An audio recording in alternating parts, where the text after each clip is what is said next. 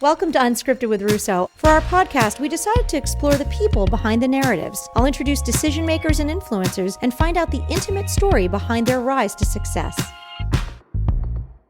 Welcome to another episode of Season 5 of Unscripted with Russo. I'm your host, Ashley Russo, and I'm excited to be joined by Adrian Shanker, the founding executive director of the Bradbury-Sullivan LGBT Community Center. Adrian, thank you for joining me. So great to be here with you. So I want to get to everything that you do in the Lehigh Valley. There is so much, but before we do that, I'd love to learn a little bit more about you. Tell me about where you grew up and a little bit about your family and sort of what kind of child you were. So I grew up in New York. My grandfather was a national union leader. And so I grew up in a progressive activist family. I also grew up with lesbian moms. And I remember when my parents got divorced when I was 7, that my dad was able to legally remarry and my mom wasn't. So very early on, I could tell that there was differences in terms of social equity. When I was in high school and I kind of realized who I was, it was also the same year that former President Bush used a full hour of his State of the Union address to condemn families like mine and to push a federal marriage amendment, which didn't pass, thankfully, but it did pass at the state level in more than 20 states.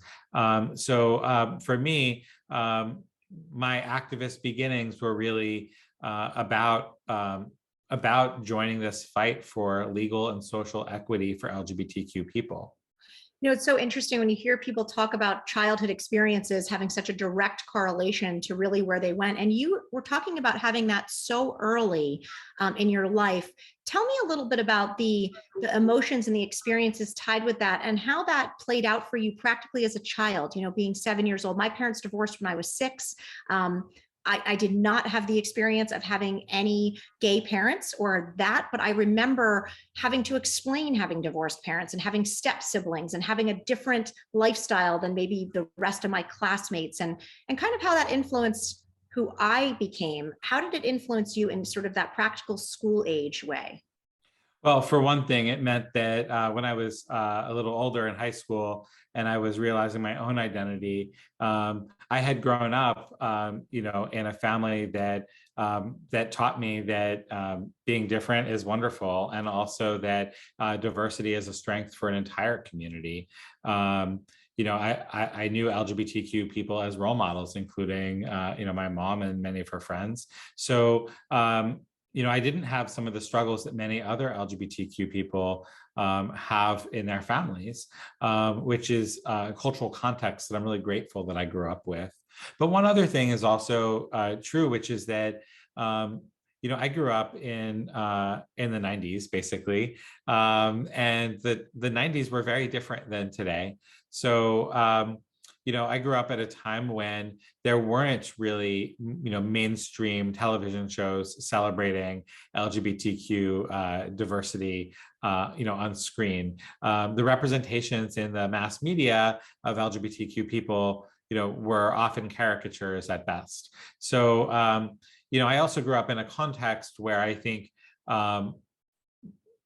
probably the last generation of LGBTQ people to not grow up with those media role models in the same way. But I do remember the few that were there. Like, I remember a family meeting when Ellen DeGeneres came out, and my mom was so excited about that. I also remember having a conversation with my family when Magic Johnson announced his HIV/AIDS diagnosis.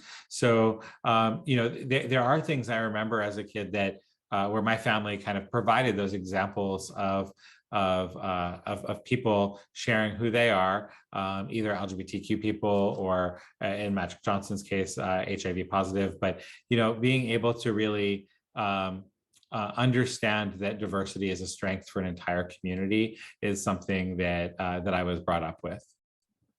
And it's such a powerful thing that you're saying about diversity being a strength for a community. And I remember I grew up also in the 90s, and that time period, I was in college in New York City and in a very diverse environment, not thinking really anything of it, to be honest, because it was open and diverse and communicative. And I knew people from all different types of walks of life and religions and backgrounds and sexual orientations. And it was only when I kind of returned to suburbia that I realized how important that messaging was and that inclusion was for building a community.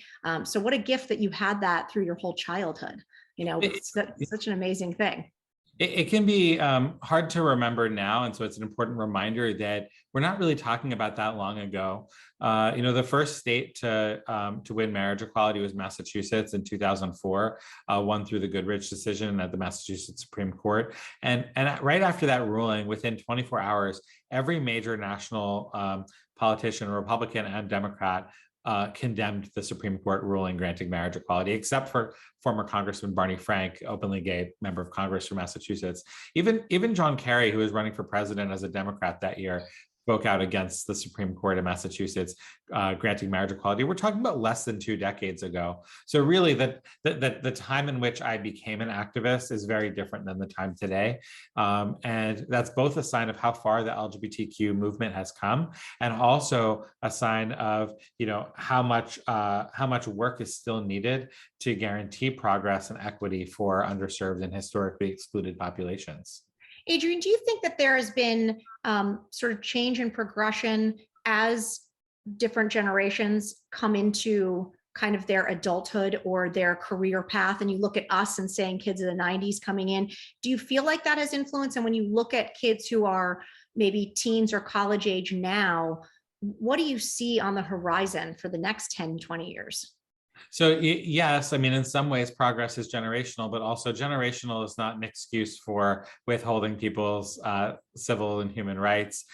People of all generations are able to learn how to accept, embrace, and fully include LGBTQ people in all aspects of our society. And also, we know that that younger generations have grown up in a time where where they know more LGBTQ people, where they've seen LGBTQ role models, and it is less of an issue. And also, we can't let that be the reason that we can't let people off the hook who are of older generations who haven't come around yet. Beautifully said. Very well said. Now, I know you were in New York and you were, growing up, you decided to go to college at Muhlenberg, which I guess maybe was that your first experience with the Lehigh Valley, and what made you choose Muhlenberg? Well, Muhlenberg's a wonderful school, and I'm so honored that I had the chance to live there and study there, and for 4 years. Muhlenberg was my introduction to the Lehigh Valley, and I remember my first year on campus. And in my first semester, I remember talking to the community service office, and I asked if there was an LGBT center or LGBT organization in Allentown, and they couldn't find one. For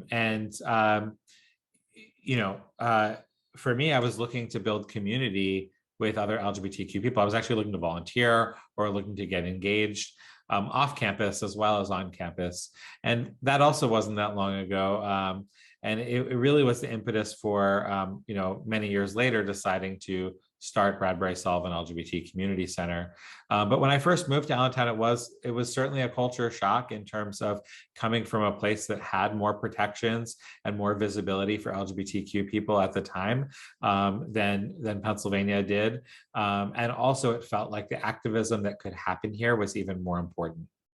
Well, with that, Adrian, we're going to take a short break because I want to really get into what you've done and how much of an impact that you have made by sticking around and being such a meaningful part of our Lehigh Valley. So stick with us. You're listening to Unscripted with Russo.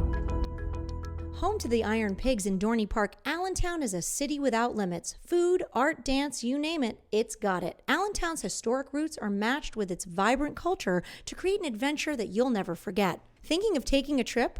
Follow Lehigh Valley PA on Instagram, and you'll find attractions, hotels, and sites you won't want to miss.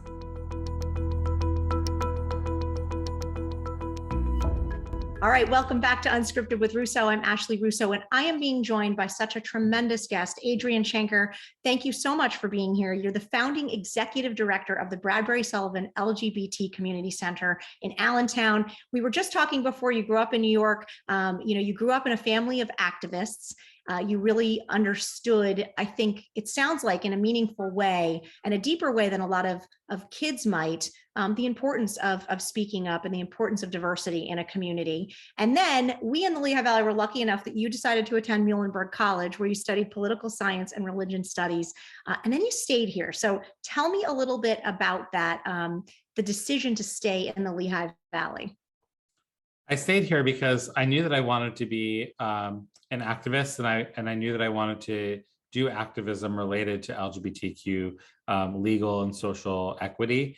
And I felt like I could make a difference here in the Lehigh Valley. So I didn't really know how to do that then, as most people graduating from college don't. So I actually went to go work at Civic Theater as a fundraising professional. And then I worked as a union organizer. And then I worked in marketing.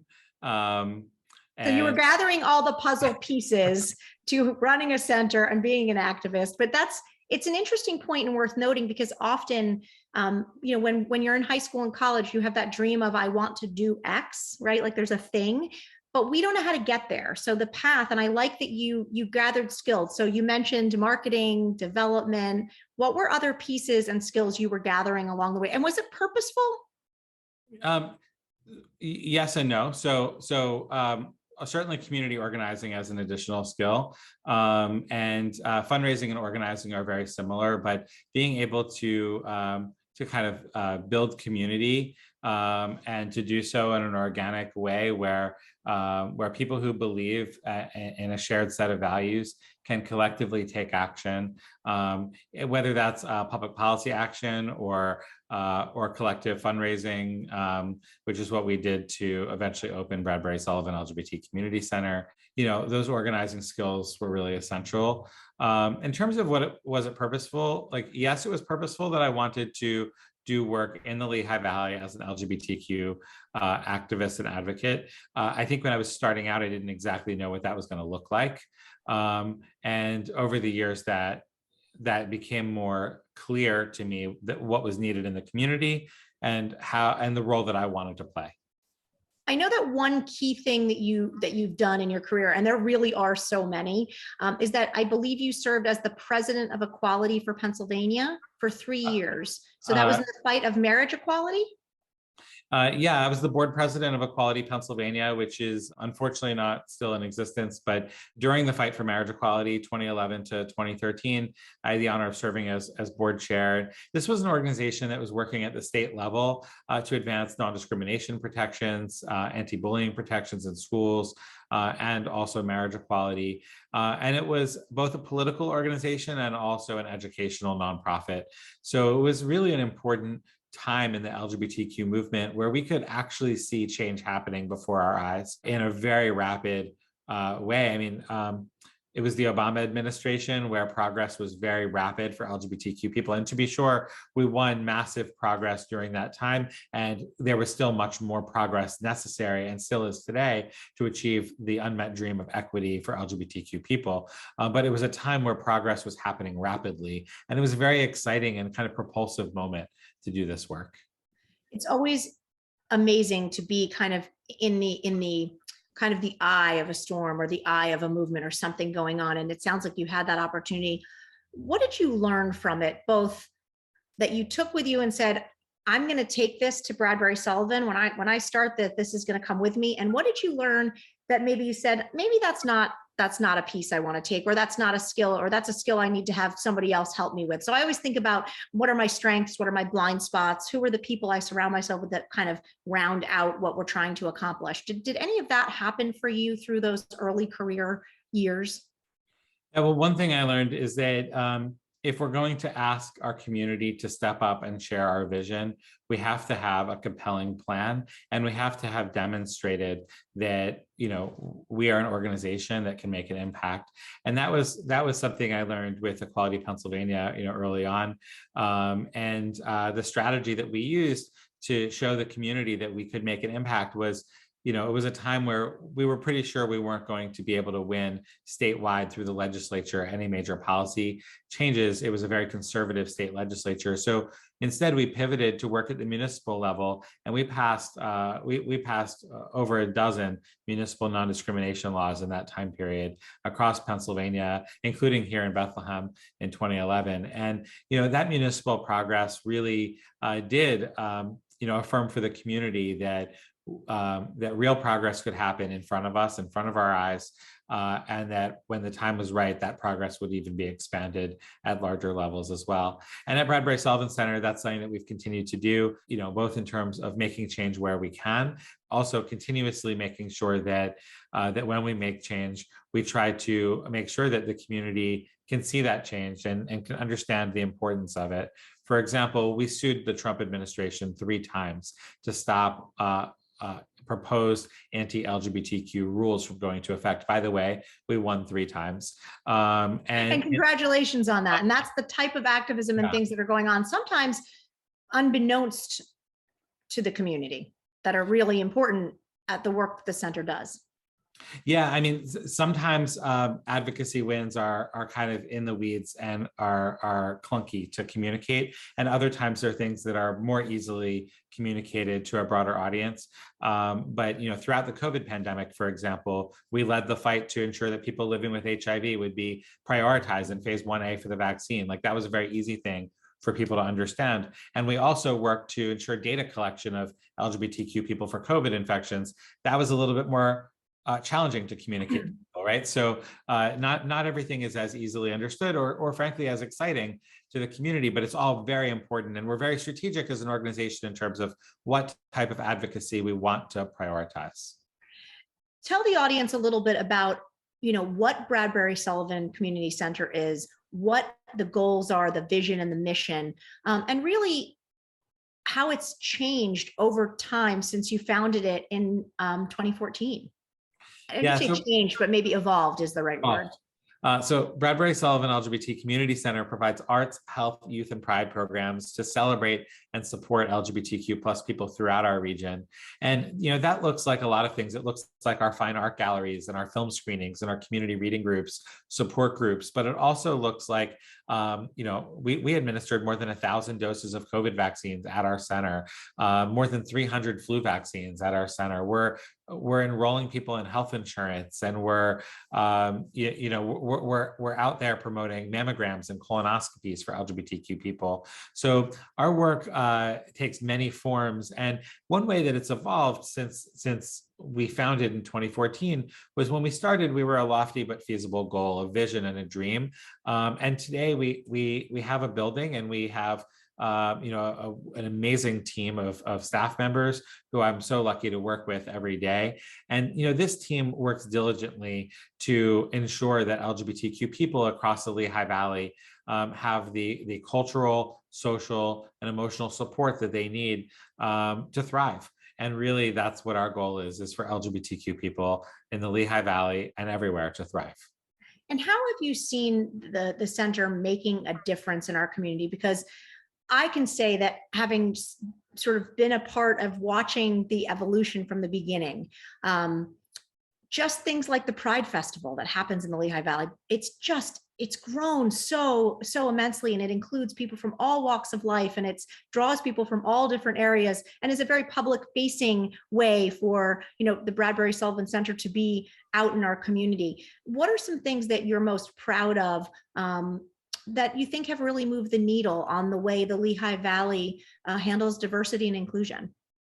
Well, we're a data-informed organization. And so early on, we recognized the need and really the gap where we didn't have local LGBTQ data that could confirm for funders, for healthcare providers, and even for our own organization, what needs there were. So we partnered with the Pennsylvania Department of Health to administer first a regional and now a statewide LGBTQ health needs assessment. And we've done this now, we're in our fourth iteration in 2022, but we have the most comprehensive state level LGBTQ health data in the country. And as a result, we're able to create programs that really, really are data informed. That's been really important because we're not guessing anymore. We have hard data to show what the needs of our community are. And that allows us to put our resources where it's needed most. No, Adrian, I think it's important that we're talking about the Lehigh Valley, but I also want to mention that you have had, as we said earlier, involvement both on the state and federal level for activism. And recently, I believe this past August in 2021, you were asked to serve on the Presidential Advisory Council on HIV and AIDS in the Biden-Harris administration, which is really exciting and something I just want to make sure we talk about and give you the opportunity to share, because, you know, for us here in the Lehigh Valley, it should be really meaningful. It certainly is to me, and I'm excited to know that, and to know that you are representing us as well as the LGBT community here in the Lehigh Valley on such an important federal level as well. So what does that mean exactly? I mean, it was an honor to be asked to serve in the administration in this voluntary role to advise HHS on, policies, prevention strategies that are important for both people living with HIV and also to prevent HIV for people who are not HIV positive. This president, President Biden, Vice President Harris, Secretary Becerra, Admiral Levine, we're really lucky to have an administration that is prioritizing health equity in all policies, and that includes HIV policies. So for me, it's just an honor to be part of that and to continue to fight for the advancement of health equity, which is the attainment of the highest quality of health for all people. That shouldn't be controversial, right? That's a pretty basic dream that's still not yet achieved. The attainment of the highest quality of health for all people, and so that's really the goal, and it's just it's a pleasure to be able to do that work at that level and to continue to advocate for that highest quality of health for people living with HIV and to prevent the spread of HIV. Well, Adrian, we are so impressed that you do that work and that you've been asked to serve in that capacity, and of course have accepted to do it as well. So thank you for that. We're going to take a quick break, but I do want to talk about the Lehigh Valley, all the things you love about it, and share that with our audience. So stick with us, everybody. You're listening to Unscripted with Russo. You know, family time is about creating memories together to last a lifetime. And what better way to bond than spending time at some of the amazing attractions the Lehigh Valley has to offer? You know, you can cheer on the Lehigh Valley Phantoms or take a walk on the wild side at the Lehigh Valley Zoo. However you enjoy spending your free time, there's something here for every member of the family. For more information on things to do in the Lehigh Valley, head over to Discover Lehigh Valley's website at discoverlehighvalley.com. Welcome back to Unscripted with Russo. I'm Ashley Russo, and I have been joined today with an amazing guest, Adrian Shanker, the founding executive director of Bradbury-Sullivan LGBT Community Center in Allentown.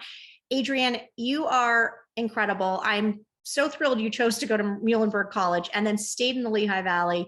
I think it's been exciting and interesting to hear how you've taken a childhood experience and exposure to activism and translated that through education, work, skills, and then the founding of Bradbury-Sullivan LGBT Community Center. So it's been exciting, and we're thrilled to have you here in the Lehigh Valley. I want to ask you a little bit more about why you stayed and what you love about it, because it's changed a lot from coming to college here, I think in like 2005 to where we are in 2022. Tell me about how you feel about the Lehigh Valley and what you tell people about where you live. Well, one thing I love about this region is the parks. I mean, the parks in Allentown are amazing. I enjoy going for walks in Trexler Park, for example, or when it's warmer out in the Allentown Rose Garden. I really love walking through the Hoover Mason Trestle at Arts Quest at the Seal Stacks. And, we're just really lucky to have some of those like open spaces that not every community, especially not every urban community, has access to. We also have, a really great diversity in our community in terms of living in a multicultural region with, Allentown itself is a region where 26 primary languages are spoken in the Allentown School District. That's incredible, and it's really a gift to our community. It translates to the food that's available in our community and the festivals that we have in our community. When I said earlier that diversity is a strength for an entire community, that's what I mean. So something I look forward to about the Lehigh Valley is really celebrating the diversity of our entire community, especially throughout the summer when we have so many wonderful opportunities to do so. Yeah, you mentioned that how it impacts food and festivals, and we have no shortage of either in the Lehigh Valley. It's pretty incredible. I've been here since about the same time you have, and what I've seen sort of translate and change and how much more has come in has been so cool. And I love trying new places. Are there any restaurants or hotspots that you go to, or is there like a go-to place if that's just you've got to eat at that restaurant? Oh, I like eating. So I like a variety of restaurant options. I will say that, people who know me well know that I'm a pretty serious bagel connoisseur. It's, the food of my people. So there are some great bagel options in the Lehigh Valley, including like Back Home Bagels in Schnecksville, or Johnny's Bagels in Allentown, Vic's Bagels in Bethlehem Township. So, for somebody seeking out great bagels, that's definitely something that I've come to enjoy. Well, I have to tell you, my son is now in school in college down south, and when he comes home, it's just been one semester. All he wants is a bagel and pizza. He claims you can't get it if you're not, in this area, and so that's pretty great to hear. And you mentioned the festivals. It's great to travel and see other places, but boy, you don't have to leave the Lehigh Valley to have something awesome to do just about every week of the year, if not every day of the year. Is there anything you love doing that is always on your calendar?